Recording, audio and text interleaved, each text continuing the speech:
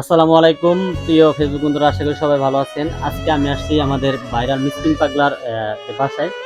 রুমটা দেখাও ভাইয়া, দেখো কি পরিমাণ ভাঙ্গা, তার রুমের অবস্থা খুবই খারাপ, ঘরের অবস্থা খারাপ। আপনারা যারা মানবিক কাজ করেন, সাহায্য করেন, তারা অবশ্যই মিসকিন পাগলার ঘরের জন্য একটু সাহায্য করবেন।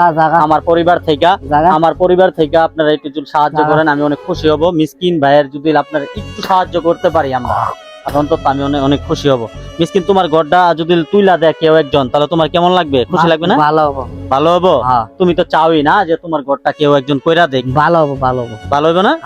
তুমি বলো, সবাইরা বলো যে আমার ঘরটা তুলি দেওয়ার জন্য সবাই সাহায্য করবে। ভালো হবে তো ঘর, ভালো হবে। কও যে আপনারা আমার একটু সাহায্য করবেন, বলো। কইছি আবার বলো যে সাহায্য করবেন।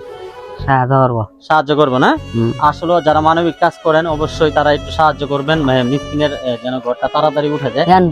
দেখো প্রেম বাবু, এই যে ঘরের কি অবস্থা দেখেন, একদম এখানে তো আসলে থাকার মতো জায়গা না।